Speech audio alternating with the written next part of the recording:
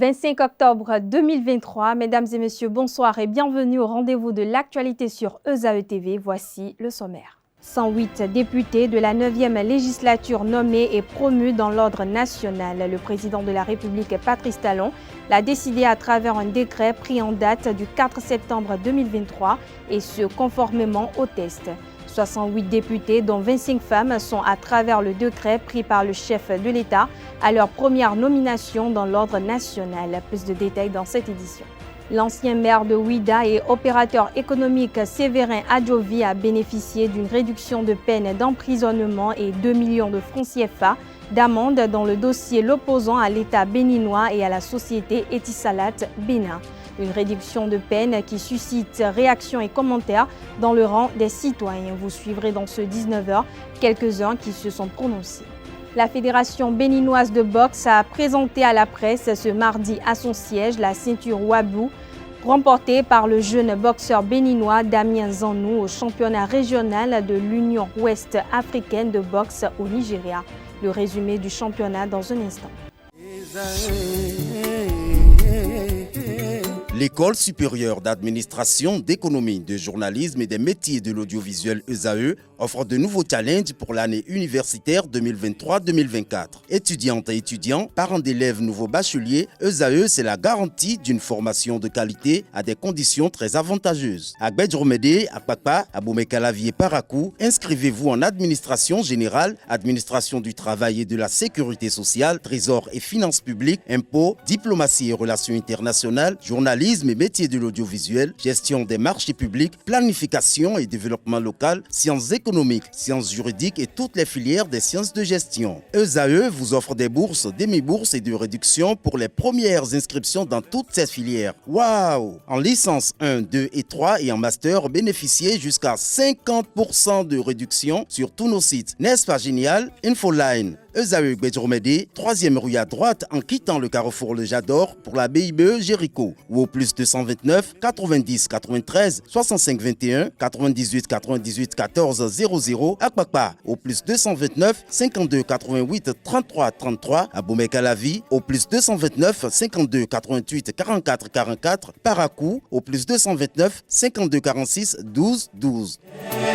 ESAE, l'excellence à un nom.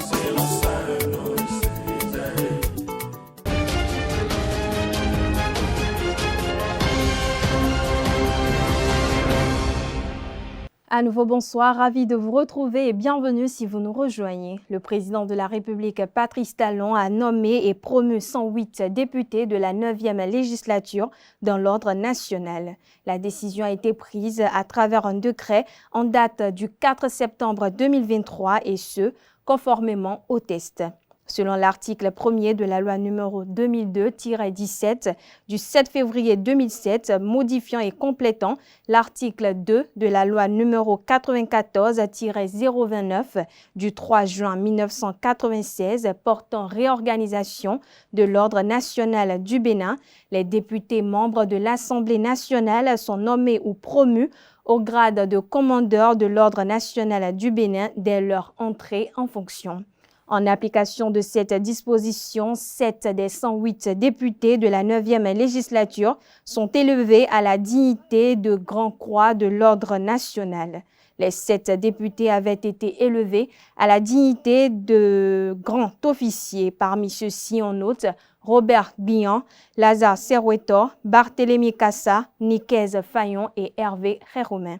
Les 108 députés vont recevoir leur distinction le 31 octobre prochain au Palais des gouverneurs à Porto-Novo. Cette édition se poursuit. L'ancien maire de Ouidah et opérateur économique Séverin Adjovi a bénéficié ce lundi 23 octobre 2023 d'une réduction de sa peine d'emprisonnement. La Cour de répression des infractions économiques et du terrorisme CRIET le condamne à 3 mois avec sursis et 2 millions de francs CFA d'amende dans le dossier l'opposant à l'État béninois et à la société Etisalat Bénin. Une actualité qui fait couler beaucoup d'encre et de salive au sein de la communauté. Interrogés sur l'actualité, quelques citoyens béninois se sont prononcés. Suivons-les au micro de Quentin Amonsou. Comment la CRIET avait jugé, ou bien quelle position avait-il ces juges avant d'émettre cette condamnation passée que la Cour a annulée. Parce que pour le même procès, la même personne a été condamnée à 7 ans de prison avec 300 millions d'amende. Et une fois annulée, la même personne vient d'être condamnée à 2 ans ou bien à 3 mois de prison. À 3 mois de prison, plus amende, combien d'amende? 2 millions d'amende. C'est quoi? Quelle alchimie, quelle magie ils ont fait ces juges-là pour réduire cette condamnation? Voilà quelqu'un qu'on a condamné à 7 ans de prison, qui n'est pas en prison actuellement, qui est quand même en exil. Et qu'on me dise que la Cour suprême a revu cette condamnation et qu'on lui donne aujourd'hui 3 mois et 2 millions et quelques d'amende. Moi, en tant que citoyen, ça m'embête. Ça m'embête dans le cas où je me dis, il y a des cas pareils dans nos prisons au Bénin. Que voulons-nous? Nous sommes les mêmes qui clamons qu'aujourd'hui, la justice est vassalisée, la justice est à la solde, la justice est le prolongement de l'État ou du gouvernement. Mais dans le même temps où la justice arrive en matière de procédure, aller dans le sens du droit pour donner raison ou situer telle ou telle partie, nous sommes les mêmes encore à nous en plaindre. La justice de mon pays a dit le droit ou non, à eux de juger. Mais moi, citoyen lambda, je dis, c'est bon aujourd'hui pour l'intéressé, qui devait faire normalement 3 mois, et que s'il était en prison, allait déjà faire 3 ans aujourd'hui, et qu'on viendra lui dire, voilà, tu devais faire 3 mois. Je pense qu'aujourd'hui, nous devons faire suffisamment confiance à la justice. Et c'est le lieu aussi d'exhorter les juges et les cours et tribunaux de savoir que les décisions qu'ils donnent impactent non seulement la vie de celui qui est mis en cause, mais de toute la communauté nationale et internationale. Ceux-là qui suivent de près les décisions issues des cours et tribunaux, qui, à un moment donné, quand il y a rebondissement ou il y a rétrogradation, les justiciables se posent la question, est-ce que nous sommes dans le même état? Est-ce que nous sommes dans un état de droit? Moi, je ne peux que féliciter la justice en ses démembrements et composantes pour la difficile tâche qu'elles accomplissent au quotidien. Et exhorter aussi les justiciables à toujours croire en la justice et toujours exercer toutes les voies de recours possibles en matière de jugement. Jusqu'en dernier ressort, jusqu'à satisfaction, je pense qu'aujourd'hui, nous devons faire suffisamment confiance à la justice. Je remercie aussi le pouvoir exécutif à travers ces bonnes idées.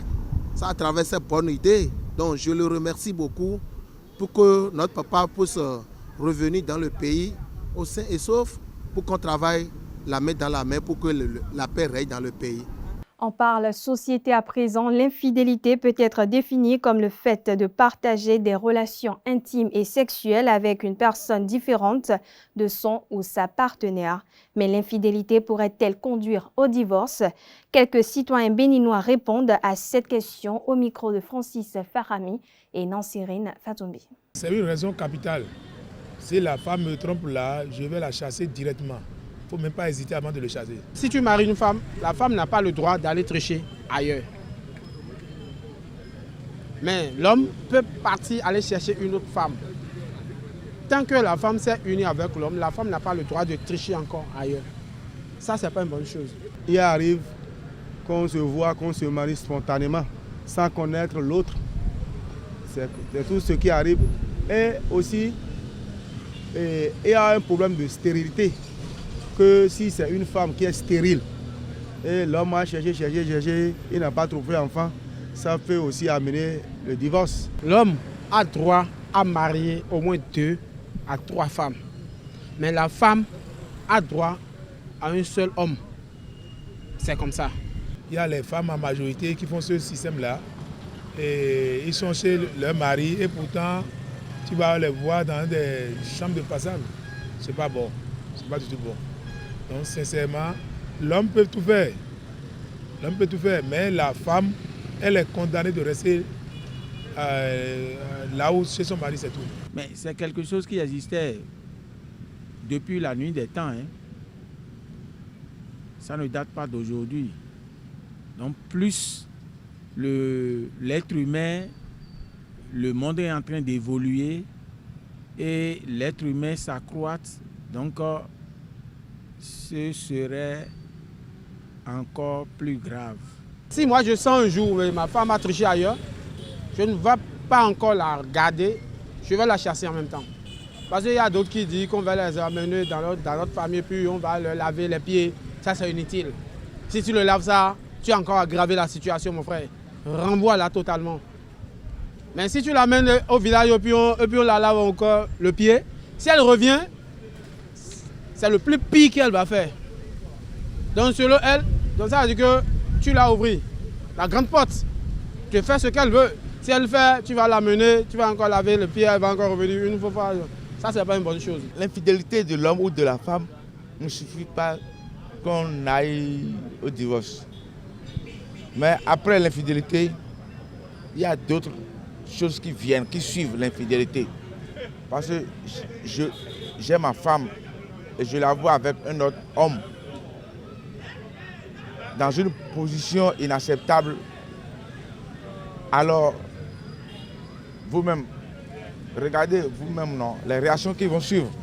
L'argent que je donnais avant, je ne vais plus donner. Ce que je faisais avant, je ne vais plus faire ça. Tout ce que l'homme a uni là, si c'est le plan de Dieu, ça peut prospérer.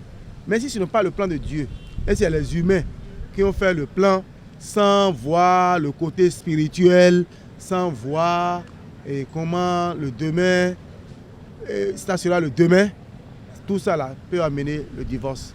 Et puis on parle sport à présent. Après 2 ans de réformes opérées, les lauriers tombent déjà pour la boxe béninoise. La Fédération béninoise de boxe, FEBEBOX, a présenté à la presse ce mardi 24 octobre 2023 à son siège la ceinture Wabou remportée par le boxeur jeune béninois Damien Zanou au championnat régional de l'Union ouest africaine de boxe au Nigeria. Le reportage est signé Setonde Larios Adjagbeno. Nous sommes ici pour honorer une structure qui honore la fédération, qui honore le noble art. Comme un symbole, cette ceinture Wabou, ramenée par le jeune boxeur Damien Zanou de Benin Boxing Events, représente le fruit des réformes mises en œuvre à la Fédération béninoise de boxe depuis 2 ans, sous l'impulsion du président Pierre-Léonard Rinvi, afin de redorer le blason du noble art au Bénin. Pour la Fédération béninoise de boxe, désormais, les choses vont se passer autrement. Et tout athlète, tout boxeur qui va s'inscrire dans la dynamique de bien travailler et d'aspirer à des ceintures de grande valeur, tous ces boxeurs seront toujours soutenus par la Fédération béninoise de boxe. Quand même aujourd'hui, il y a la Ligue professionnelle qui chapeaute toute activité professionnelle. La fédération sera toujours là pour accompagner les athlètes, les boxeurs qui ont de l'ambition pour faire grandir le Bénin. La présentation du champion Super Coq Wabou n'est pas anodine. Avant d'aller à la conquête du titre, son écurie s'est conformée aux nouvelles exigences administratives et réglementaires éditées par la FEBEBOX à ses associations membres. Avant que le boxeur là n'aille au Nigeria combattre, avant qu'il n'aille au Nigeria suer pour détrôner le Nigérian, ex-détenteur désormais de ce grade-là, si vous voulez, c'est parce que la structure a fait respecter la fédération en demandant à la structure organisatrice de cette ceinture de saisir avant tout officiellement la fêtière, la Fédération béninoise de boxe alors.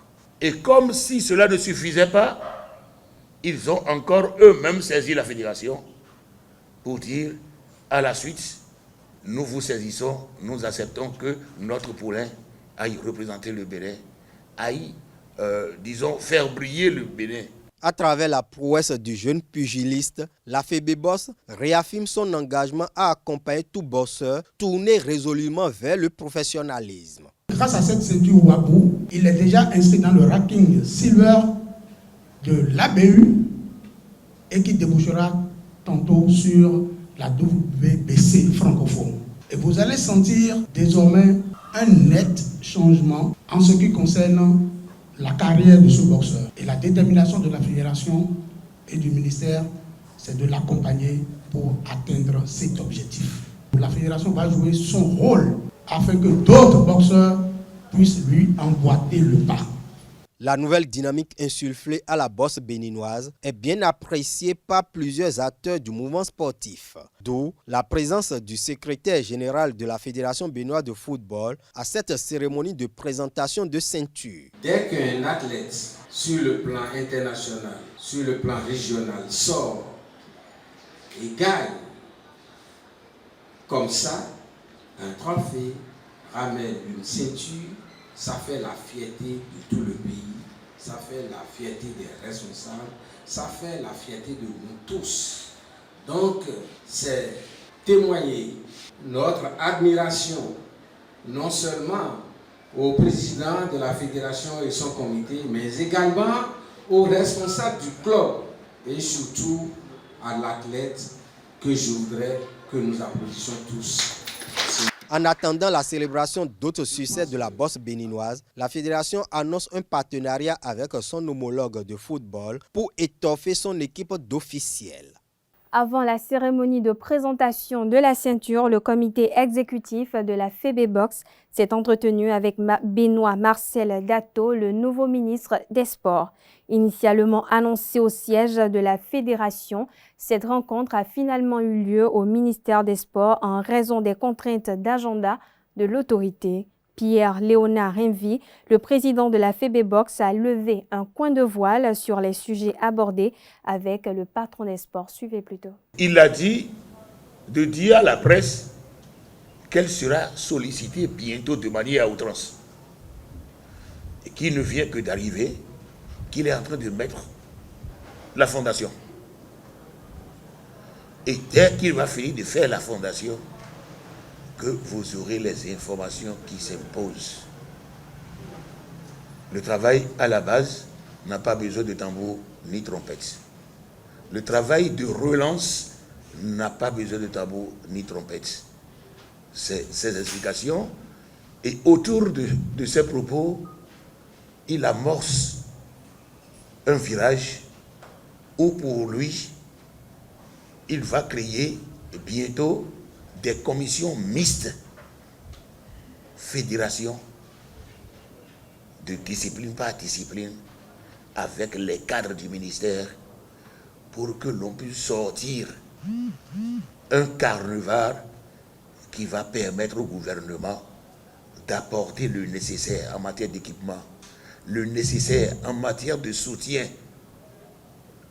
aux athlètes performants, le nécessaire aux fédérations pour que nous fassions du Bénin une nation sportive dans les années qui arrivent, surtout 2024, 2025 et 2026.